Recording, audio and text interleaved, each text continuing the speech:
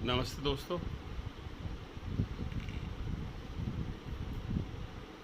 आइए आपको ले चलते हैं थोड़ा थिएटर की तरफ। शुरू पृथ्वी थिएटर के शुरू के दिनों की तरफ, जब 79 की बात कर रहा हूँ मैं। 41 साल पुरानी, जब पहली बार पृथ्वी पर हमने कदम रखा और हम जो नाटक कर रहे थे वो मशहूर लेखक आदरणीय श्री शरद जोशी जी का लिखा हुआ नाटक था। एक था गधा और अलादार खान। 20-25 की कास्ट का बड़ा नाटक, जैसे तैसे हिम्मत बटाई करने की। मगर उन दिनों पृथ्वी थिएटर पर हम लोगों को टिकट बेचने की परमिशन नहीं थी। तो हम सारे कलाकार नाटक ख़त्म करने के बाद अपने मेकअप में ही एक झोली लेकर वहाँ खड़े हो जाते थे जहाँ से दर्शक निकलते हैं, और दर्शकों की जो श्रद्धा होती थी वो उस हिसाब से उसमें पैसा डाल देते थे। मुझे याद है कि पहला प्ले जो हम लोगों ने पहला शो किया, और इस तरह खड़े होने के बाद जो हमें चंदा मिला, ये कह लो कि हमें हमारी जो भी सो कॉल्ड बॉक्स ऑफिस या झोली कलेक्शन था, वो करीब 240 रुपये था। उसमें 8 आने 4 आने के सिक्के भी थे। मतलब आप सोचिए कहाँ से पृथ्वी थिएटर शुरू हुआ था और कहाँ पहुँचा है। छोटा सा साइज़ में दिखने वाला, जिसका कद बहुत छोटा है लेकिन जिसका कद कितना ऊंचा होता चला है कि आज दुनिया का हर कलाकार एक बार पृथ्वी थिएटर पर अपना कदम रखना चाहता है। ये हमारा सौभाग्य है कि हमारी इतने सालों की जर्नी में हमने करीब 3-3.5 शोज़ अपने नाटकों के वहाँ किए। उसके बाद धीरे धीरे टिकट लगना शुरू हुआ। 5 रुपये टिकट लगता था। तो अपने नाटक से ज़्यादा हमारी सारी तैयारी दूसरों के नाटक देखने में होती थी। इप्टा वालों का नाटक, पंडित सत्यदेव दुबे हमारे जो गुरुजी हैं या थिएटर के गुरुजी हैं, उनके नाटक। और पैसे कहाँ होते थे हम लोगों के पास, तो उनका नाटक देखने पहुंच जाते थे। पैर छुए उनके और कहा पंडित जी नाटक देखना है, तो बोलते पैसे निकालो, 5 रुपये का टिकट लो। वो इस वक्त के सख्त खिलाफ थे कि मुफ्त में नाटक देखा जाए। अब पैसे नहीं हैं, 1 रुपये दो लेकिन जाओ। तो 1 रुपये काउंटर पर रखवा लेते थे वो, और फिर नाटक देखते थे। तो मैं तो कह रहा हूँ कि उनके नाटक देख के या इप्टा के नाटक देखते हम बड़े हुए, और यात्री धीरे धीरे बढ़ा।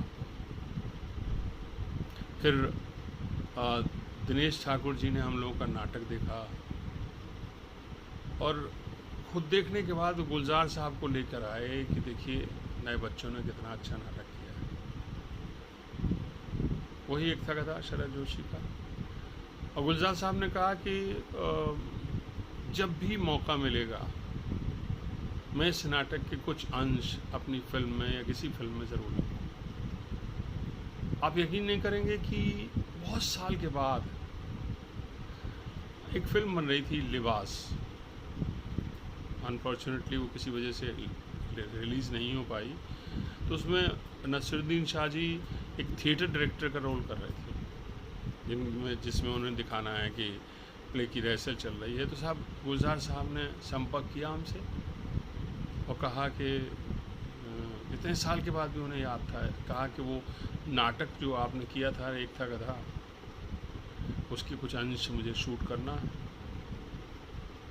तो मैंने उनसे कहा कि आप शरद जी से एक बार अनुमति तो ले लीजिए। तो रंग मंदिर जो आजकल की डेट में बहुत नया थिएटर बन गया, रंग मंदिर हुआ करता था, ओपन एयर थिएटर, वहाँ शूटिंग चल रही थी। तो वहाँ उन्होंने शरद जी को बुलाया, बाकायदा नाटक की कुछ शॉट्स लिए।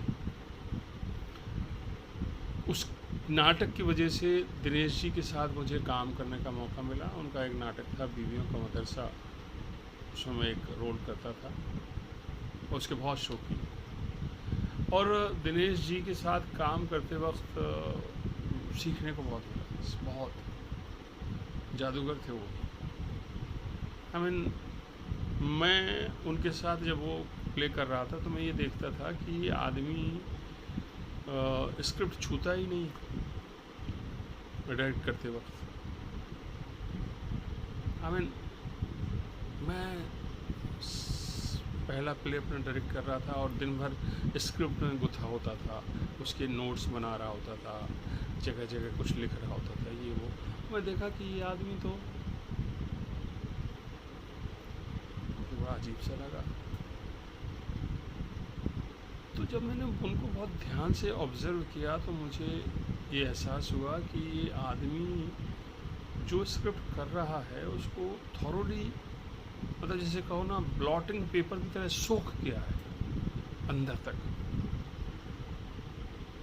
उसके ब्रैकेट्स, उसके मतलब कहीं से रेफरेंस के लिए भी स्क्रिप्ट नहीं देखने पड़ रहा।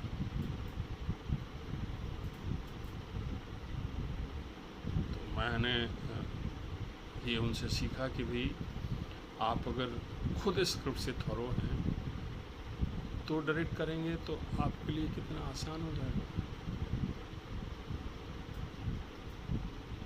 धीरे धीरे बहुत सारे नाटक पृथ्वी थिएटर पर चलना शुरू हुआ। तो पृथ्वी थिएटर का जो 80 और 90 का जो पीरियड था, मुझे लगता है कि एक मूवमेंट था वो, एक जब ऑडियंस ग्रो कर रही थी, वॉक इन करते हुए लोग आ जाते थे और धीरे धीरे ऑडियंस बढ़ने लगी, शो हाउसफुल होने लगे, संडे को एक की जगह 2 शो होने लगे, सैटरडे को 2 शो होने लगे, और एक हुजूम सा पृथ्वी की तरफ आपको 85 के आगे बढ़ते बढ़ते दिखने लगा था कि संडे को अगर आपके शो हैं तो 150 लोग ऐसे टहलते टहलते आ जाते थे। उन्होंने कहीं से पृथ्वी के बारे में सुना था कि कुछ पृथ्वी अजीब सा एक है जहाँ पर माइक नहीं है, कर्टन नहीं है, दर्शक बिल्कुल मतलब समझ लीजिए कि कलाकारों के पास ही बैठे हुए हैं। तो ये जो ऑडियंस के अंदर खबर पहुंची और ये जो पागलपन था, वो देखने के लिए लोग ज़्यादा आते थे नाटक के। मुझे ऐसा लगता है, नाटक तो देख ही रहे हैं उसके साथ, लेकिन वो ये देखते थे कि ये जो एक्सपीरियंस है, ये जो अनुभव है इतने नज़दीक से नाटक देखने का, उन्होंने शायद कभी महसूस नहीं किया था। क्योंकि ज़्यादातर आप देखेंगे बड़े बड़े प्रोसिनियम थिएटर में कर्टन्स खुलेगी, डिस्टेंस पे आपकी कुर्सियाँ लगी हुई हैं, माइक पर आवाज़ आ रही है, जिसमें कई बार माइक सिस्टम अच्छा बड़ा चूँ चाँ हो रही है। यहाँ ऐसा कुछ नहीं, या प्योर जो आप बोल रहे हो, एक विस्पर भी आप करोगे बैक स्टेज पर तो उसकी आवाज़ आखिरी सीट तक सुनाई देगी। तो ये करिश्मा, ये जो जादू है, ये उस वक्त भी था, आज भी है, और मेरे ख्याल से आने वाले समय तक रहेगा। तो ये जो मैजिक है ये पृथ्वी थिएटर का, इसको वहाँ के जो लोग थे, शशि कपूर जी की पत्नी मेरे ख्याल से मुखिया थी इस थिएटर को बनाने में। उसके बाद वहाँ धर्म सिंह मर्चेंट वहाँ के मैनेजर हुआ करते थे, जिन्होंने बहुत योगदान दिया उस थिएटर को इस्टेब्लिश करने में। उसके बाद धीरे धीरे उन दोनों संजना कुणाल जी छोटे हुआ करते थे, धीरे धीरे संजना जब बड़ी होने लगी तो उसने जिम्मेदारी ले ली। आज इस थिएटर को 4 पीढ़ियाँ हो चुकी हैं, 40 साल गुजर गए। 3 पीढ़ियाँ, शशि कपूर जी, कुणाल जी और अब कुणाल जी का बेटा। लेकिन वहाँ के नियम कानून या वहाँ का सिस्टम या जो एक पुराना सिस्टम बना हुआ था उसमें कोई बदलाव नहीं आया और किसी ने लाने की कोशिश नहीं की, क्योंकि वो इतना अच्छा है कि आप अगर लेट हैं तो आपको नाटक अंदर नहीं घुसने दिया जाएगा, आपको इंटरवल तक इंतज़ार करना पड़ेगा। आपको मेकअप रूम में या बैक स्टेज पर फालतू लोग नज़र नहीं आएंगे। जो थिएटर से जुड़े हुए, उस नाटक से जुड़े हुए लोग हैं, उन्हीं को जाने की परमिशन है। तो एक अनुशासन, डिसिप्लिन जो पूरी तरह से यहाँ मिला देखो, वो शायद कहीं नहीं मिलता। दूसरी चीज़, हम लोगों को इस बात का प्रिविलेज था, अगर हमारे पास तारीख है वहाँ पर, कि हम सुबह 10 बजे पहुँच जाएं, अपनी रिहर्सलें करें, दिन भर रिहर्सल करें और धीरे धीरे शाम का शो करें। तो ये वर्ल्ड में शायद कहीं नहीं। आज भी पूरी दुनिया जो इतनी कमर्शियल होती जा रही है, हर चीज़ पैसे से बिकी जाती है, इसके बाद भी पृथ्वी का ये एजेंडा बदला नहीं। आज भी आपका नाटक अगर 6 बजे है तो आपको 12 बजे थिएटर मिल जाएगा। अगर 9 बजे है तो थोड़ा लेट मिल जाएगा, ताकि बहुत सारे वो काम थिएटर के जो होते हैं वो सारे कर सकें। बट वहाँ का स्टाफ और वहाँ के लोग, वहाँ का मैनेजमेंट, ये सारे लोग थिएटर करते हैं। इनके अंदर थिएटर उनके सिस्टम में है।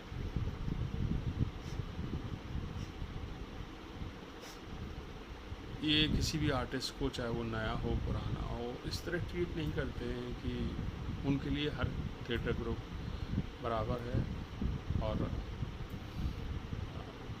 उसको वैसी ही सर्विस देंगे जैसे कि एक पुराना स्टैब्लिश स्थापित ग्रुप। तो 80 से 90 का जो भाग है उसके बारे में मैंने थोड़ी सी चर्चा की। अब दूसरे भाग में, दूसरे पार्ट में मैं चर्चा करूँगा 90 से 2000 तक की। नमस्कार।